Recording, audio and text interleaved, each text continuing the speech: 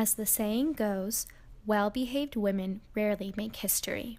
By that measure, the Señora de Cao was likely not a well-behaved woman.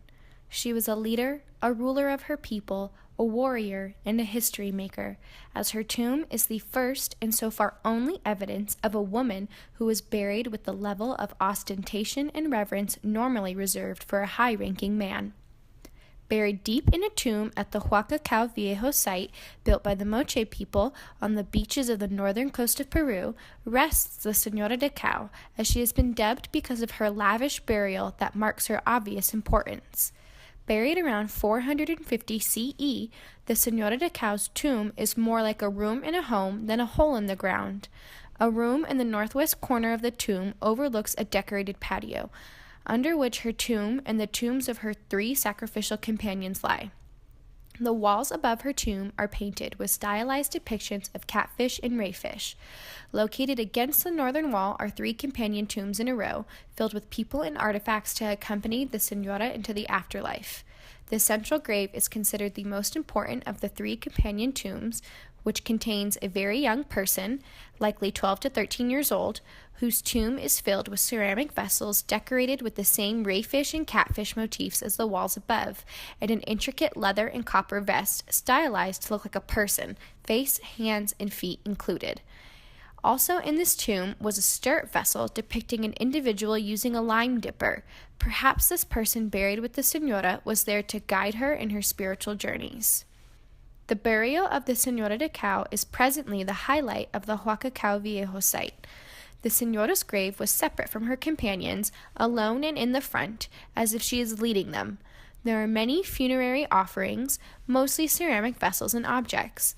The one that sticks out the most to me is a sculptural vessel depicting a curandera, or a healer, laying her hands on a young girl who nurses from her mother's breast. While the Señora's exact cause of death is unknown, it is thought that she died in childbirth. Perhaps this vessel was placed in her tomb as protection for the Señora and any of her children in life and in death. The Señora's funerary bundle is one that could only be reserved for someone of a high-ranking, powerful status.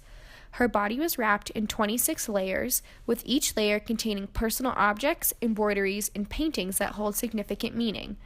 The outermost layer is embroidered with a human face, and the second layer of cloth below it is painted with the same catfish motif that is seen throughout her tomb. Layer 6 is where her belongings start to show. This layer is where her iconic gilded war clubs are located, along with several gilded crowns and diadems. The war clubs are objects that, unlike the Señora de Cao, were only found in the graves of men.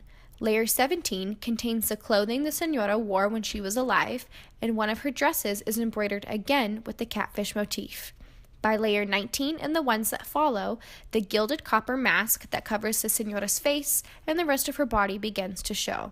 In these layers are 15 various necklaces made of copper and semi-precious gemstones and 44 beautifully rendered nose ornaments, many of which show depictions of lunar animals like the scorpion, condors, catfish, snakes, and crabs.